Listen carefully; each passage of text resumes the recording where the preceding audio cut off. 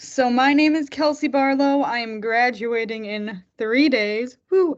Um, and I've done a lot of work over the years to bring me to where I am today. So I'm gonna kind of take you through that journey. So some stuff about me, as I've been making work in the photography program at UWM. I've focused on a lot of different themes that deal with like who I am as a person, what it means to be a person and a woman. Um, and I've also shifted that into looking at mental health too, as that factors a lot into who I am. Um, I found my niche in self-portraiture and using studio lighting.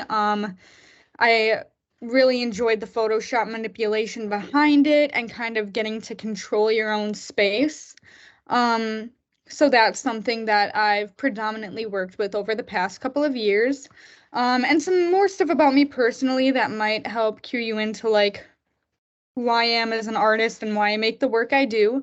Um, I've been doing theater since I was about yay big, so I've always been very comfortable with performing. I consider myself a performer, and I continue to perform theatrically today as I do work at Comedy Sports Milwaukee and am a comedian on the weekends. It's like my secret uh, alter ego. Um, and also in my personal life, I've struggled a lot with my mental health, and I've used humor and comedy as a coping mechanism and a mask for that. So that has also been important to my work. So starting out, I did a lot of, as I said, self-portraiture, and this series focuses a lot on identity, womanhood, and also continuing on anonymity, and what it means to have an identity while being faceless, or if that's even possible. Like, can my identity exist just to myself, or um, do I have to present outward to other people? And I also did this by constricting my spaces to the studio, manipulating the scene I'm in so the viewer can only imagine what they are seeing and nothing further than that. Um, and I think this series was a really formative one for myself and my work. However, continuing on, I started second guessing my self-portraiture and I started struggling more with my mental health. So I took a step back and I started looking more at spaces.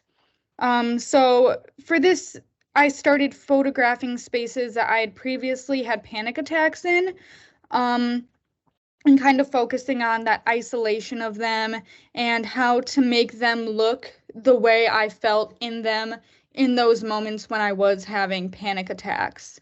Um, so I aim to kind of, as I said, isolate the viewer, and get them to feel that discomfort that I also felt and kind of bring them with me.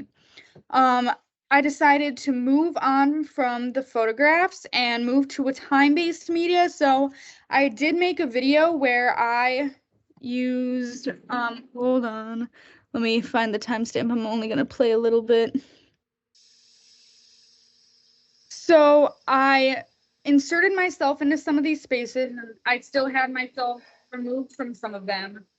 Um, and what I did was I took a still video, no movement of a space, and I kind of used video to function as a photograph. So not only are you being forced to sit in this discomfort of this empty space, there's now another element of sound added. So you get to hear what I hear, including like my breathing, other people's breathing, anything that might kind of intensify that discomfort. So moving on from that, it brings me to this summer. And I was kind of missing the portraiture aspect, and I also was interested in bringing performance and humor into my work. So I had this idea that I would dress up as a sad clown twice a week go in public and I would carry a little point and shoot camera with me, and then I would hand that camera off to my peers or strangers and I would have them photograph me. So that way I was collecting images of how other people saw me. In theory, I felt that this was a really good idea, but in practice, I wasn't getting the images that I wanted to. I felt that it was just me dressed up as a clown and not, this is how I'm masking my anxiety. This is the physical manifestation of how anxiety affects me. So I decided to move it back into the studio. So basically what I did is I took a series of images, and in these images, I am slowly progressing from me as myself, just regular old me, and I'm transforming into this sad clown character that I use to mask that anxiety and kind of externalize that feeling. But after I printed these images, I applied the clown makeup to my face and then I smeared it onto the images. So as you can see, going back to the first image, this was after my first application of clown makeup. The most makeup is on this image. But the last image, it's the least amount of makeup on the print, but the most amount of makeup on my face, kind of showing that anxiety, that mask never truly leaves me. I'm always performing. I'm always anxious. So this body of work is named Clown Stop. A clown stop is essentially a transition in a circus where they're taking out that big equipment from the big circus act and the clown comes out to entertain the audience as like a transitional period. So I took to that and I created this transition of images of me transitioning into a clown, but also staying the same in a type of way. Removed from these images is an image of myself untouched by makeup in a full clown suit.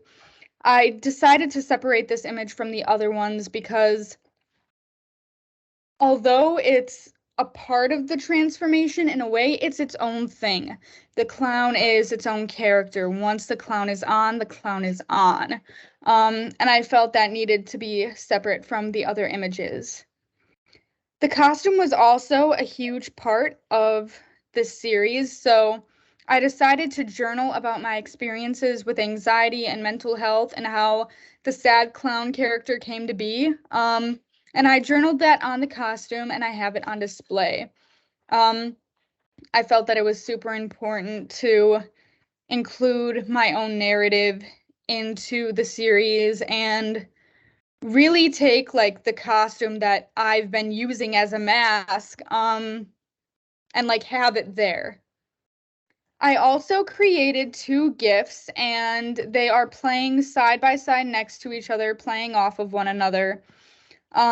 It shows the way the clown frustrates me, the way this character, this mask, kind of makes me feel, and also how the clown comes to be from this anxious behavior that I tend to have. I really feel that these play off of each other nicely, and I'm very glad that I did them. It was something new for me. I had never really had gifts like aligned with my photography before, and it was a really fun experiment, and I think it turned out really well. So that is the end.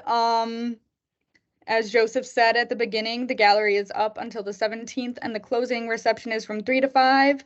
And thank you for being here.